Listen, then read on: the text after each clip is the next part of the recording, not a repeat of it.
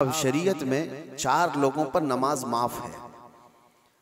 4 लोगों पर नमाज माफ है। अजीज़ान गिरामी वक़ार, माह रबीउल आखिर में तकरीबन सुन्नियों के यहाँ खुशगवार मौसम इस माने में आता है कि इसको हमारे दरमियान गौसे पाक का महीना 11वीं के महीने के नाम से याद किया जाता है। मैं सब की बात नहीं कर रहा हूँ, सुन्नियों की बात कर रहा हूँ। और सरकार सैयदना अब्दुल कादिर जीलानी गौसुल आज़म बगदादी रज़ी अल्लाह तआला अन्हु के याद में तकरीबन पूरी दुनिया अपने अपने अंदाज से खिराज अकीदत पेश करती है, नियाज, ईसाल सवाब, बहुत सारी बातें। आज मैं एक बात अर्ज करना चाहता हूँ कि अल्लाह का वली कौन है। हम तो उन्हें सुल्तानुल औलिया कहते हैं। सुल्तानुल औलिया है क्योंकि अल्लाह तबारक व तआला के मुक़द्दस बंदों में कुछ वो हैं जिनको अल्लाह ताला ने अपनी महबूबियत के लिए चुन लिया है। अंबिया इकराम अलैहिमुस्सलाम का सिलसिला जब ख़त्म हुआ, हुजूर पाक सल्लल्लाहु अलैहि वसल्लम आखिरी नबी हैं, उनके बाद क़यामत तक कोई दूसरा नबी नहीं आएगा। तो नबियों के बाद नबियों का जो काम किया जाना है, उस काम को लेकर आगे बढ़ाने वाले उम्मत के वो सालिहीन को औलिया इकराम कहा जाता है। और वली होता कौन है?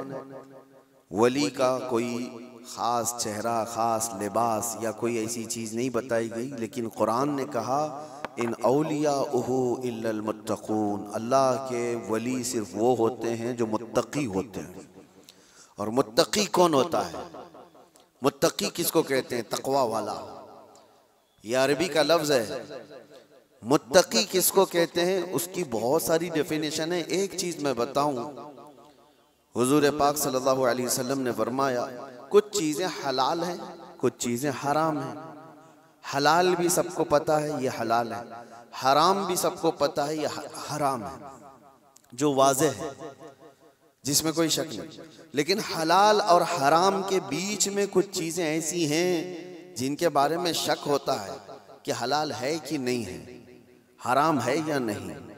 तो फरमाया गया ऐसी शक वाली चीज़ों को छोड़ देने का नाम तक़वा है। हराम चीज़ें छोड़ने का नाम नहीं। हराम चीज़ें छोड़ना तो मुसलमान के लिए ज़रूरी है। शराब नहीं पीता, चोरी नहीं करता, ज़िना नहीं करता, ये सारी चीज़ें नहीं करता, ये तो मुसलमान के लिए ज़रूरी हैं।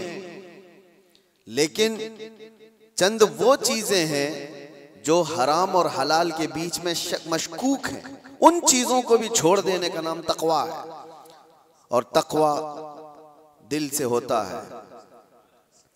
तक़वा दिल से होता है इस तौर पर समझ लें कि हमेशा उसके सीने में अल्लाह का खौफ हो, हर घड़ी अल्लाह तबारक व तआला की खशियत हो, उसको तक़वा कहा जाता है।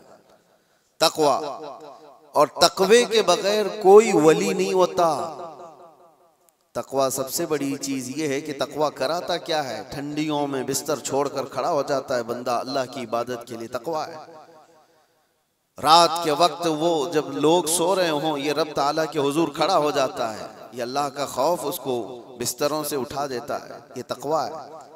अल्लाह का खौफ उसे ऐसी जगहों की तरफ देखने भी नहीं देता जिसको दुनिया आमतौर पर देखती है, ये तक़वा है। अल्लाह का खौफ उसके सीने में, उसकी आंखें महफूज हैं, उसकी ज़ुबान महफूज है, उसका दिल महफूज है, उसके हाथ पैर महफूज हैं गुनाहों से, ये तक़वा है। और ये तक़वे के साथ ही कोई अल्लाह का वली होता है। अल्लाह का वली वो नहीं कि लठ छोड़ करके रखा है बालों की, 10-10 अंगूठियाँ पहन के घूम रहा है और कोई भी बाबा बन करके लोगों को लूट रहा है, उसको लोग समझ लिए कि अल्लाह का वली है। अल्लाह का वली वो नहीं होता। सबसे बड़ी बात आपको मैं बताऊं, हुजूर पाक सल्लल्लाहु ताला अलैहि वसल्लम को छोड़ करके कोई अल्लाह तक पहुंच ही नहीं सकता। बखुदा खुदा का यही है दर, नहीं और कोई मफर मकर, जो वहाँ से हो यहीं आके हो, जो यहाँ नहीं तो वहाँ नहीं। बे उनके वास्ते खुदा कुछ अता करे, हाशा गलत गलत ये हवस बेबसर की है। हुजूर को छोड़ करके कोई डायरेक्ट जाने वाला रास्ता है ही नहीं, नबी पाक सल्लल्लाहु अलैहि वसल्लम। अब ये बात मैं क्यों कह रहा हूँ, कुछ वो लोग जो वली बनने का दावा कर रहे हैं, ढकोसला है, जिनके यहाँ हुजूर पाक की शरीयत का कोई लिहाज नहीं। हुजूर से अगर मोहब्बत हो तो हुजूर की सुन्नत से भी मोहब्बत होगी, हुजूर से अगर मोहब्बत हो तो हुजूर की शरीयत से मोहब्बत होगी। नबी पाक सल्लल्लाहु ताला अलैहि वसल्लम के सहाबा में सिद्दीक़ अकबर से बढ़कर वली कौन है? फारूक आजम की तरह वली कौन है? उस्मान गनी की तरह अल्लाह का वली कौन है? हैदर कर्रार तो शाह विलायत हैं, वलियों के सरदार हैं। तो मुझे आप बताओ, ये सहाबा में से कभी कोई ऐसा सहाबी जो रसूलुल्लाह की इक्तिदा करने में पीछे रह गया हो, कोई नमाज कज़ा करता हो, शरीयत की धज्जियां उड़ाता हो? कोई एक भी सहाबी आपको ऐसा नहीं मिलेगा, एक भी सहाबी नहीं मिलेगा। क्योंकि सबको पता है रसूल पाक सल्लल्लाहु अलैहि वसल्लम का दरवाजा छोड़कर अल्लाह तक नहीं पहुंच सकता, कोई नहीं पहुंच सकता। अब मैं यहां पर आपको एक मिसाल दे दूं कि बगदाद में एक बार ये मशहूर हो गया कि एक अल्लाह के वली दरियाए दजला के पास आए, बहुत इबादत करते हैं, बहुत तवज्जो से। गौसे पाक का जमाना है, सरकार गौसे पाक को जब ये खबर हुई कि एक कोई बड़े वली आए हैं दरियाए दजला के पास इबादत कर रहे हैं, तो आपने कहा अल्लाह के वलियों से मुलाकात ये अपने आप में एक इबादत है, मैं उनसे मुलाकात जरूर करूंगा। तो सरकार गौसे पाक भी चले गए दरियाए दजला के पास कि वो उस अल्लाह के वली से मैं मुलाकात करूं। जब वहां पहुंचे तो पता चला कि वो सुबह ही वहां से रुखसत हो गए थे, चले गए थे। गौसे पाक से उनकी मुलाकात नहीं हो पाई, लेकिन लोगों में मशहूर था, सारे लोग देख रहे थे, वो कंटिन्यू इबादत करते थे, मुसलसल इबादत करते थे। तो गौसे पाक रदी अल्लाह तआला अन्हु जब लोगों से पूछते वो इबादत कहाँ करते थे, लोगों ने बताया जो जगह थी वो रेत पर जो है दरिया के किनारे जो रेती पड़ी हुई थी उसी पर इबादत करते थे। गौसे पाक गौर से निशानियां देखते हैं, उनके सजदों के निशान थे, उनके हाथों के पैरों के निशान थे। आपने गौर से देखने के बाद फिर कहा तुम लोग झूठे शख्स को अल्लाह का वली समझ लियो, वो कहां से अल्लाह का वली था, तुम लोग किसी को भी वली मान लेते हो। लोगों ने कहा आपने तो देखा नहीं और ऐसे ही आप कह रहे, हम तो उनको मुसलसल इबादत करते हुए देख रहे थे, कोई नमाज कज़ा तो नहीं करते थे। गौसे पाक का मेयार देखें, किसको वो अल्लाह का वली समझते थे, कसौटी। सरकार गौसे पाक फरमाते तुमने देखा जरूर होगा, लेकिन मैं उनके निशानात देख रहा हूँ, सजदे में जाने के हाथों के निशान यहाँ नजर आ रहे हैं। लोगों ने पूछा इससे क्या समझ में आया आपको? कहा देखो 10 उंगलियां रेत पर ऐसी खुली हुई पड़ी दिख रही हैं, और मेरा मानना यह है कि जब नबी पाक सल्लल्लाहु ताला अलैहि वसल्लम सजदा करते थे तो 10 उंगलियां मिली हुई होती थी। सजदे में हुजूर पाक सल्लल्लाहु अलैहि वसल्लम की उंगलियां मिली हुई होती थी, और ये शख्स जिसको तुम इबादत करता हुआ देख रहे हो उसकी उंगलियां पूरी फैली हुई हैं। जो हुजूर की सुन्नत पर अमल नहीं करता, मेरे नजदीक वो वली हो नहीं सकता, वो वली नहीं हो सकता। एक सुन्नत को तर्क करने पर गौसे पाक फरमाते हैं कि मैं उसको नहीं मानता वली। अब आप अंदाजा करें, लोगों ने तो पता नहीं किसको किसको वली बना लिया है, कैसे कैसे बाबाओं के पीछे ये घूम रहे हैं। वो ऐसे बाबा जिनके नमाज का कोई ठिकाना नहीं, दिन भर कव्वाली में बैठे रहते, नमाज के बारे में पूछो तो कहेंगे मक्का में पढ़ते हैं, मदीने में पढ़ते हैं।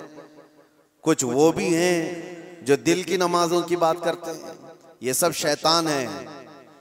शैतान इस तरह के चेहरे बना करके उम्मत को गुमराह करता है। हमारे इलाके में एक मुरीद साहब आए हुए थे काफी साल पहले, किसी पीर साहब के, उन्होंने कहा था कि हमारे पीर साहब की नमाज अल्लाह ने माफ कर दिया है। मैंने पूछा था कि क्यों? कहा इतना तकवा हो गया, इतनी इबादत किए हैं कि उनको अब ये जाहिरी नमाज की जरूरत नहीं है, वो बातिनी नमाज पढ़ते हैं। मैंने उनको एक स्प्रे मारा था, वो अभी तक आए नहीं वापस। कहा शरीयत में 4 लोगों पर नमाज माफ है, 4 लोगों पर नमाज माफ है। नाबालिग बच्चा हो तो नमाज माफ है, अभी मतलब उस पर नमाज फर्ज ही नहीं हुई। दूसरे पागल हो, दिमागी नहीं है तो भी नमाज माफ है, और तीसरे औरत की जो माहवारी आती हर महीने हैज के दिनों में औरत को नमाज माफ है। चौथे बच्चे की विलादत हो जाए औरत, उसके बाद उसको निफास जो आता है वो 40 दिन तक भी हो सकता है मैक्सिमम, उतने दिन औरत को नमाज माफ है। ये 4 लोग हैं जिनको नमाज माफ है। मैंने मुरीद साहब से कहा था पीर साहब को पूछ लेना इन 4 में आप क्या हो। या तो तुम्हारा पीर नाबालिग होगा इसलिए नमाज माफ हो गई, या तो पागल होगा इसलिए माफ है, या तो फिर वो 2 कैटेगरी जो बड़ी डेंजर है। पूछ लेना मेरे अजीजों, गौसे पाक पर नमाज माफ नहीं हुई तो ऐरे गैरे नत्थू खेरे की बात क्या है। सुल्तानुल औलिया गौसे पाक रदी अल्लाह ताला अन्हु के साथ ये हुआ था। आप नमाज पढ़ रहे थे, बादल का टुकड़ा एक साया बन करके आपके ऊपर तारी हुआ और उससे आवाज आने लगी, ए अब्दुल कादिर, मैंने तुझ पर सारे हराम को हलाल कर दिया है, मैंने तुझे नमाज माफ कर दी है, तूने इतनी इबादत कर डाली। और जाहिर सी बात है ये 4 दिन लोगों में बैठ करके इबादत करके ये समझ लें कि मैं बहुत किया हूँ। गौसे पाक तो वो हैं जिन्होंने 15 साल तक एक पांव पर खड़े होकर रात भर नमाज पढ़ी है, और तकरीबन 40 साल उनकी इबादत के ऐसे गुजरे हैं कि एक अंगूर के दाने से सहरी करते थे और आधे गिलास पानी से इफ्तारी कर लिया करते थे। ये गौसे पाक की इबादत और मुजाहिदात इतने सालों के बाद अगर कोई कहे उनको तो बात तो ऐसी लगती है ना कि शायद दिमाग में ये बात आ जाए, हाँ इतने सालों की इबादत हुई, बादल के टुकड़े से आवाज आए कि अब्दुल कादिर मैंने सारे हराम हलाल कर दिए तुम पर और नमाजें माफ कर दी। लेकिन वो ऐसे वैसे लोगों की सोहबत पाए हुए और मौसमी तरीकों के वली नहीं थे। गौसे पाक रदी अल्लाह ताला अन्हु शान महबूबियत पर फाइज थे। आपने बरजस्ता कहा यह आवाज रहमान की नहीं है, ये शैतान की है। जब नबी पाक सल्लल्लाहु अलैहि वसल्लम पर नमाज माफ नहीं हुई तो मैं कौन होता हूं। अल्लाह के रसूल सल्लल्लाहु अलैहि वसल्लम जो साहबे शरीयत हैं, हुजूर ने नमाज नहीं छोड़ी और वो भी आखिरी वक्त तक। जानते हो रिवायात में मौजूद है उस वक्त रसूलुल्लाह सल्लल्लाहु अलैहि वसल्लम हुजरे से बाहर आ रहे थे जब आपकी वफात को चंद ही दिन बाकी थे। हुजूर की वफात को, हुजूर के इंतकाल को चंद दिन बाकी थे। हजरत अबू बकर सिद्दीक इमामत कर रहे थे, लेकिन उसके बावजूद रसूल पाक सल्लल्लाहु अलैहि वसल्लम सख्त अलालत के बाद हुजरे से बाहर तशरीफ लाए थे इस हालत में कि रिवायात में मौजूद है हुजूर 2 सहाबा के कंधों पर हाथ रख करके बाहर आ रहे थे, पैर जमीन पर नहीं लग रहे थे। इस कदर शिद्दत की तकलीफ के साथ भी नबी पाक सल्लल्लाहु अलैहि वसल्लम मस्जिद में तशरीफ ला रहे हैं और यहाँ मुर्ग मुसल्लम तोड़ते हुए बैठे हुए वो पीर कहते हैं कि हमारे लिए नमाज माफ है। गौसे पाक ने जब ये कहा कि ये रहमान की आवाज नहीं, ये शैतान है, मेरे लिए नमाज माफ नहीं हो सकती, तो गौसे पाक रज़ियल्लाहु ताला अन्हु पर उसने गुरूर और तकब्बुर में लाने के लिए एक दूसरा हमला किया था और कहा अब्दुल कादिर तुम बहुत पढ़े लिखे हो, बहुत इल्म है तुम्हारे पास, तुम पढ़े लिखे ना होते, इल्म ना होता तो आज मेरे गुमराही में आ जाते। शैतान अपनी असली हालत पर आ गया। कहा ठीक है तुमने मुझे पहचान लिया लेकिन तुम बहुत पढ़े लिखे हो, तुम्हारा इल्म इतना है कि तुम बच गए। गौसे पाक ने कहा तू दूसरा हमला कर रहा है मुझ पर, मेरे इल्म ने नहीं बचाया, मुझे रब के फजल ने बचाया। यहां पर भी आदमी बहक सकता है अगर हाँ कह दिया कि हाँ मैं तो पढ़ा लिखा हूं, मैं बहुत इल्म वाला हूं, इसीलिए बहुत सारे इल्म वाले भी भस्म हो गए, इल्म वाले भी बहक गए। इल्म के साथ रब का फजल है तो फिर वो बच जाता है। मेरे अजीजों अर्ज ये करना है कि हुजूर पाक सल्लल्लाहु अलैहि वसल्लम की शरीयत को छोड़ करके कोई वली नहीं हो सकता।